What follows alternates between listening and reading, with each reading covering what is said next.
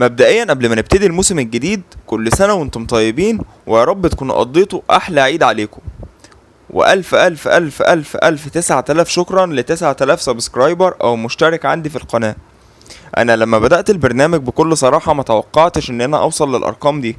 في الحقيقة ما توقعتش ان انا اوصل لنصها او ربعها حتى، بس الحمد لله ربنا مش بيضيع تعب ولا مجهود اي حد. كان لازم اقول الكلمتين دول قبل ما نبدأ الموسم الجديد، وحابب اشكركم كلكم علشان انتم مساهميني في النجاح دوت. يا رب دايما اكون عند حسن ظنكم. يلا بينا بقى نبدأ.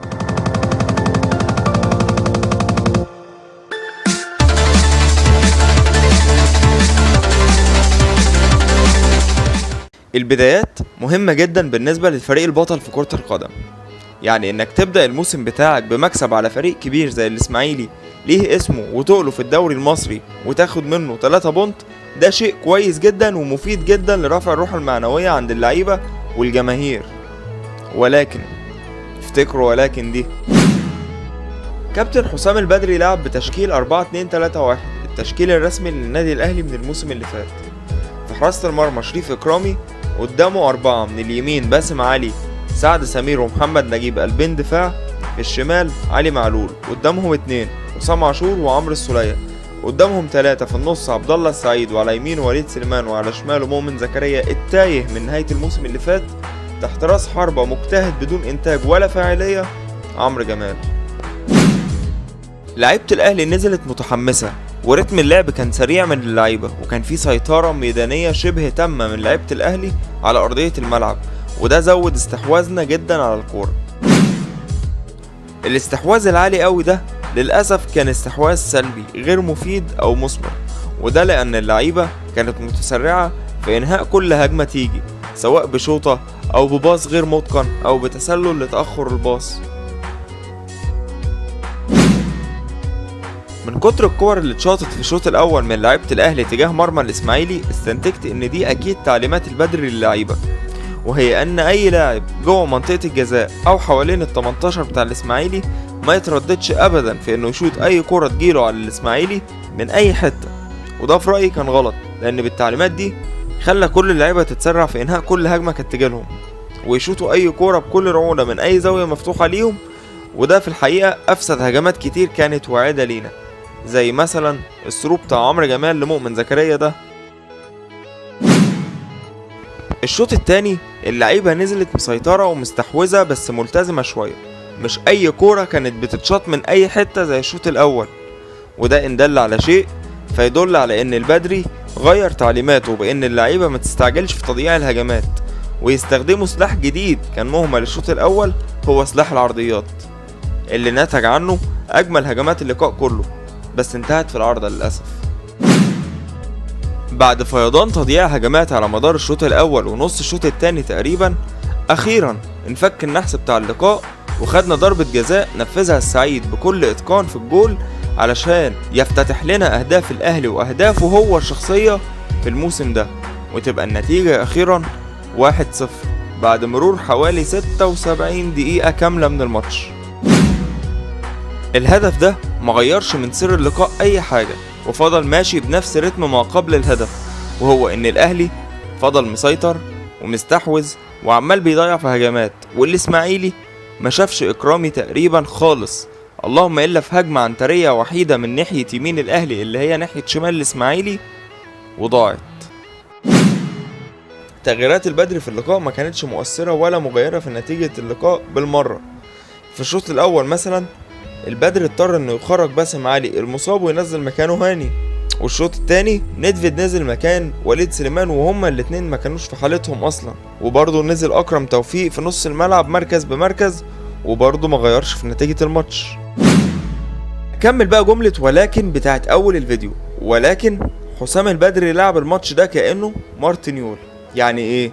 هقولك، يعني فكره فنيا ما ظهرش في الماتش، لا في تشكيل ولا في اداء جوه الملعب، بل بالعكس كان زي يول بالظبط، حتى في العقم التهديفي والاعتماد بشكل مستفز على عمرو جمال كمهاجم اساسي ووحيد.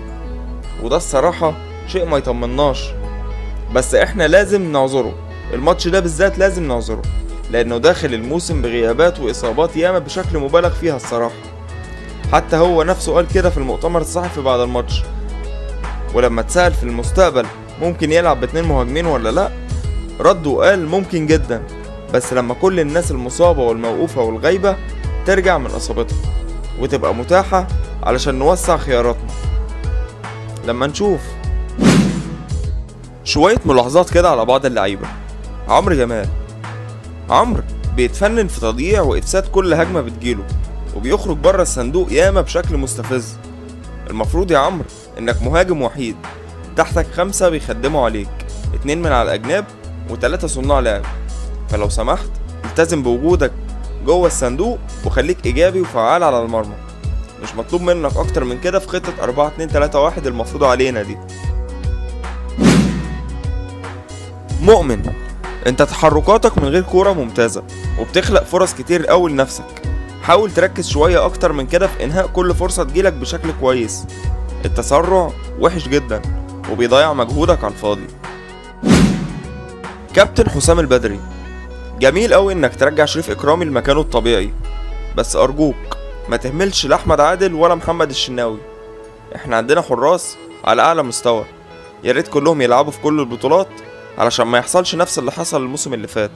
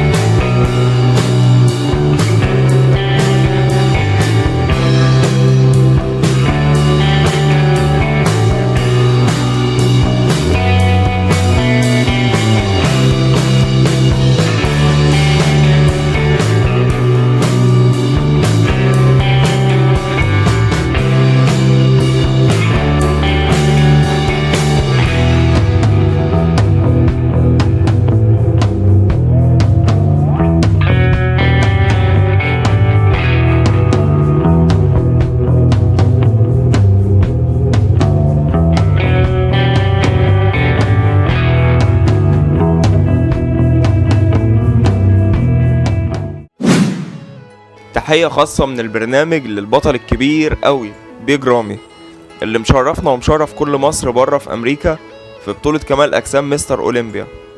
امبارح بيج رامي يا جماعة خد مركز رابع يعني احسن رابع جسم على مستوى العالم كله، فاحنا لازم نبارك له ونقول له قدر الله وما شاء فعل. هو كان يستاهل ان هو ياخد مركز تاني، بس معلش خيرها في غيرها، وان شاء الله ياخد البطولة ديت قريب، ممكن السنة الجاية او اللي بعدها ان شاء الله. الف الف مبروك يا فخر مصر، مشرفنا بجد. الف شكر على الدعم والمساندة الدائمة منكم يا شباب، وكل سنة وانتم طيبين كمان مرة، ويا رب دايما اكون عند حسن ظنكم وما اخذلكوش ابدا. لو عجبتكم الحلقة يا ريت ما تبخلش عليها بلايك للتحفيز، وسبسكرايب في القناة علشان يوصلك كل جديد اول باول، وشير في الخير علشان توصل لاكبر عدد من الناس، ولايك لصفحة البرنامج على الفيسبوك علشان نشوف كل تحديثات البرنامج. ولو عاوز توصل لي هتلاقي كل اكونتاتي الشخصية في صندوق الديسكريبشن تحت الفيديو ده على طول. كان معاكم هيما تيوب، اشوفكم الحلقة الجاية على خير، سلام. وما تنسوش انشروا الإيجابية.